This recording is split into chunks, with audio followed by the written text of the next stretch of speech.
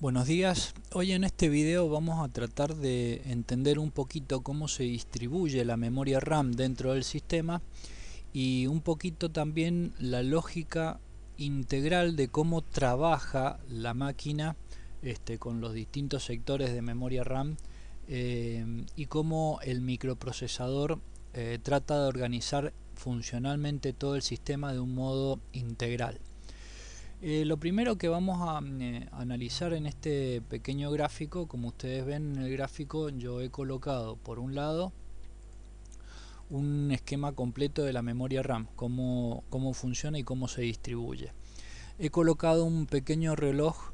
que es un indicador de trabajo. El microprocesador no puede atender a todos los dispositivos y a todos los elementos que están conectados a él dentro del sistema, porque trabaja a través de un solo bus, que es el bus frontal,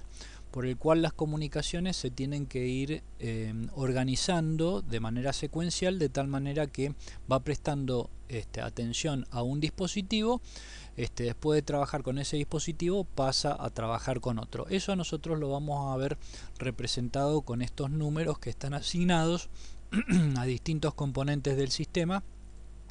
y yo les he colocado nada más que 6 componentes para poder mostrarles un poquito la organización completa y cómo va trabajando y organizándose el sistema para poder enviar datos, recibir datos y poder coordinar el trabajo sin que se vuelva un caos. Lo otro que tenemos que tener en claro es que en los sistemas, las memorias RAM, nosotros desde el punto de vista técnico las dividimos en una sección estática que corresponde a la porción de la memoria RAM que está disponible para los programas del usuario, es decir, que están disponibles para que cuando ustedes arrancan un programa, ese programa se cargue en la memoria RAM, se abran espacios para el almacenamiento de los datos del usuario y se arman espacios para el almacenamiento de los datos requeridos por el programa. Por el otro lado hay un segmento que está destinado al uso del sistema operativo, de tal manera que todo lo que es el programa, el sistema, todos los elementos que forman parte del sistema operativo, procesos, es decir, programas que forman parte del sistema operativo, drivers y distintos diversos de componentes, ya sean de la API, del kernel o de distinto grado, que están trabajando de manera coordinada y que forman parte integral del sistema operativo. Recordemos que al kernel del sistema operativo se van integrando muchos programas que no funcionan tan específicamente como programas del usuario, sino que se van integrando algunos de ellos en su funcionamiento como si fueran parte del kernel del sistema operativo, con un nivel de privilegios muy elevado. Y finalmente tenemos lo que se denomina la zona de datos de entrada-salida, que es una zona de la memoria RAM que se destina para guardar información específica a cada componente que ustedes van a tener integrando parte del sistema, de tal manera que el microprocesador, por ejemplo, le va a asignar un espacio de memoria a la placa de video, le va a asignar un espacio de memoria RAM para los datos que deban ser enviados, por ejemplo, a la placa de red, o que puedan ser necesarios recibir desde la placa de red. Bien, a cada dispositivo conectado ustedes van a ver que el sistema le asigna lo que se denomina una zona de entrada-salida de datos, ¿sí? Que es una zona de intercambio de información y específicamente para el intercambio de información con un determinado dispositivo. Se le llama de entrada-salida porque a veces esa información sale del microprocesador para el dispositivo, o el dispositivo necesita enviar la información al microprocesador, de tal manera que ustedes siempre van a tener allí información de tránsito. Desde el punto de vista funcional, la zona que corresponde a lo que es la zona del sistema operativo más la zona de entrada-salida Como hay un intercambio de información muy elevado, es decir, que va siguiendo los ritmos del reloj que están marcados en megahertz, en general ese intercambio de información hace que la información no permanezca demasiado en esa zona de datos, sino que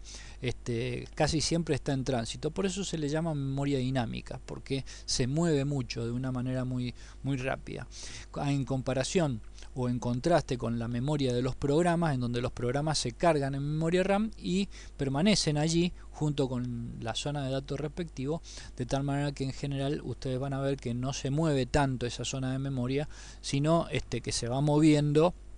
en la medida que el programa va ejecutando acciones o va dándole instrucciones al microprocesador y se van moviendo algunos datos, pero básicamente esa zona no es barrida tan intensamente al ritmo de los megahertz del sistema como la zona que nosotros llamamos de entrada-salida y que forma parte de la memoria dinámica.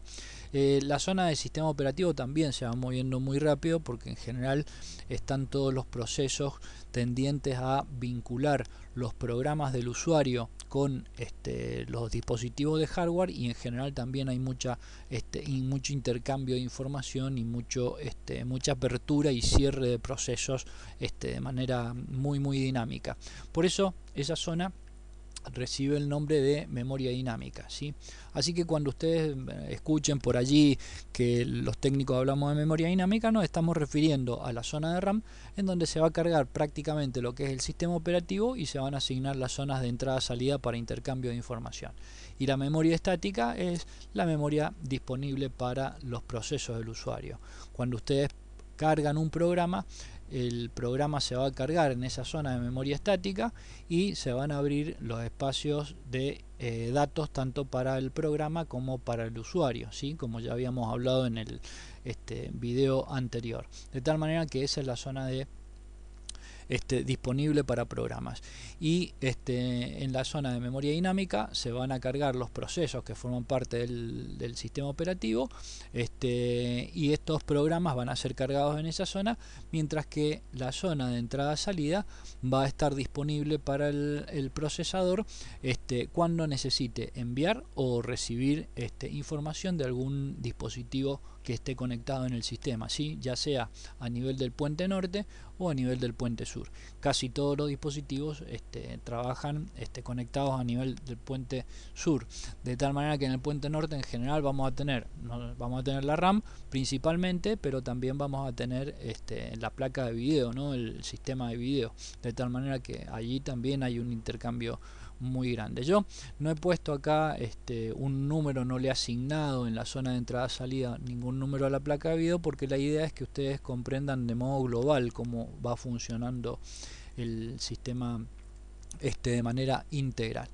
Como les decía, cuando ustedes encienden la máquina, el microprocesador tiene una lista. Este reloj que ustedes están viendo en pantalla está representando esa lista, en donde cada número está representando un dispositivo que está encendido. Por eso yo les he asignado esos números a estos dispositivos. En este reloj, que va a ser el microprocesador, va a empezar un trabajo secuencial en donde va a ir explorando o va a ir trabajando con cada dispositivo en particular. A veces ese dispositivo va a recibir o el microprocesador necesita enviar la información, o ese dispositivo va a tener que enviar la información al microprocesador. Generalmente esa información se va a poner en el canal de entrada-salida, como ustedes están viendo. Acá yo estoy trabajando con el dispositivo 1, es decir, con el que nosotros tenemos representado en esta zona, de tal manera que si hay información de entrada o de salida, esa información se va a colocar ahí. Dependiendo del tamaño de la información, estos canales de entrada-salida, de entrada-salida pueden tener distintos tipos de tamaño. También reciben el nombre de buffers, de tal manera que lo pueden encontrar en la bibliografía con distintos nombres. Pero estos canales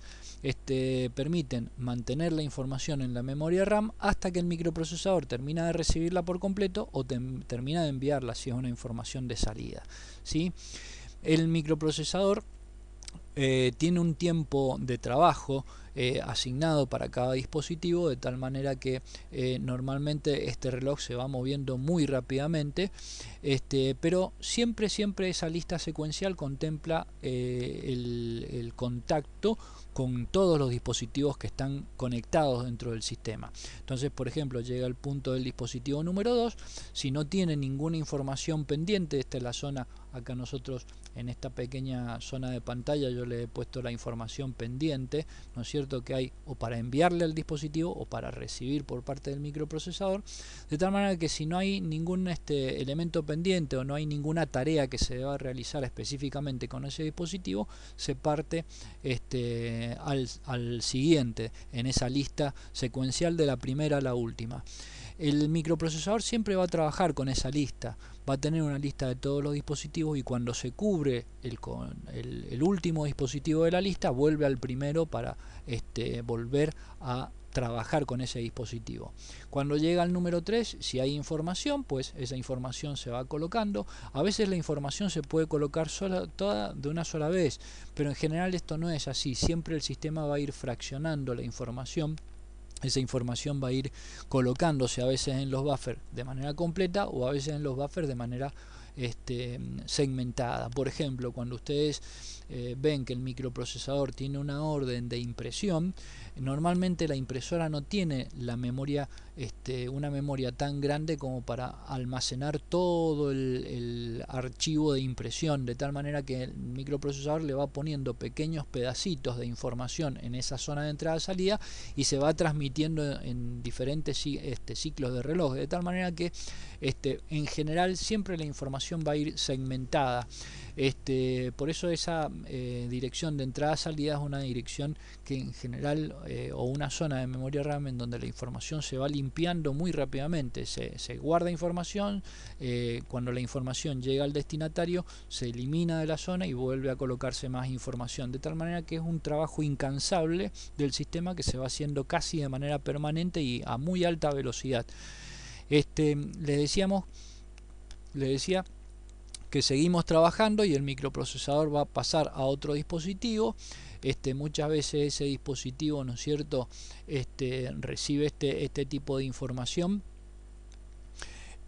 a través de esa zona de entrada-salida, y a veces se va a encontrar con que hay dispositivos que no van a requerir el envío de datos o la recepción de datos, de tal manera que muchas veces el microprocesador pasa y continúa con el proceso. Así es como, por ejemplo, ustedes van viendo que toda la información que estaba pendiente se colocó en la zona de entrada-salida. El microprocesador va a seguir, ¿no es cierto?, de manera secuencial, como ahí ustedes están viendo en pantalla, orden de trabajo, esta orden o esta lista de trabajo, hasta llegar nuevamente a la función número 1. Cuando llega de nuevo, ¿no es cierto?, y hay información de entrada-salida, pues la lee y después el sistema tendrá que desecharla en algunas ocasiones, de tal manera que ustedes van a ver que muchas veces el sistema termina eliminando esa información, y va trabajando de manera alterna, ¿no es cierto?, con los otros dispositivos. Cuando llega a una zona y esa información tiene que ser leída o se termina de transmitir, esa información desaparece y es reemplazada por otra en el caso de que sea necesario. Bueno, espero que les haya podido servir un poquito este esquema. Por ahí estos temas son muy teóricos y bueno, a veces cuesta comprenderlos en su totalidad, pero sí es importante que ustedes recuerden algunos elementos. En la memoria RAM ustedes van a tener una zona que se llama zona de entrada-salida o zona de buffers, en donde van a tener espacios de almacenamiento de datos temporales que están destinados a ser enviados a un dispositivo, o el dispositivo le sirven para enviar a ese dispositivo información al microprocesador. Esa información se va transmitiendo de una manera muy rápida y generalmente esa zona es barrida constantemente por el sistema, de tal manera que no solamente se limpia, sino que se va cargando nuevamente de datos. Hay dispositivos que consumen muchísima recursos del sistema enviando y recibiendo información, de tal manera que, por ejemplo, ustedes piensen en la placa de video con todos los datos que tiene que procesar y mandar a la pantalla, y muchos datos de esos tiene que enviarlos al microprocesador, los ratones, el teclado, bueno, muchísimos dispositivos. Y también recuerden que el sistema en general tiene que organizar una lista secuencial de tal manera que todos los dispositivos tienen que ser atendidos en su momento. Algunos de ellos no van a estar necesitando recibir o enviar información al microprocesador, y en esos casos el microprocesador va a poder seguir con esa lista de trabajo. También hay algunos dispositivos que van a necesitar enviar datos de manera urgente y no van a poder esperar hasta que el microprocesador les vuelva a conceder el turno. Para eso existe lo que se llama el sistema de interrupciones. Una interrupción consiste en que un dispositivo no puede esperar a su turno de trabajo para enviar o recibir información del microprocesador, y pone una alerta en el sistema para el microprocesador detenga la lista secuencial en donde va atendiendo a todos los dispositivos, lo atienda a ese dispositivo en particular porque tiene una comunicación urgente e importante, y después reanude el trabajo, de tal manera que todos los dispositivos pueden poner alertas. Esas alertas reciben el nombre de interrupciones. Las interrupciones pueden ser interrupciones de programa, entonces se les llama interrupciones de software, o pueden ser interrupciones que son requeridos por elementos de bajo nivel del hardware, entonces se llaman interrupciones de hardware. Espero que les haya sido interesante y constructivo este video.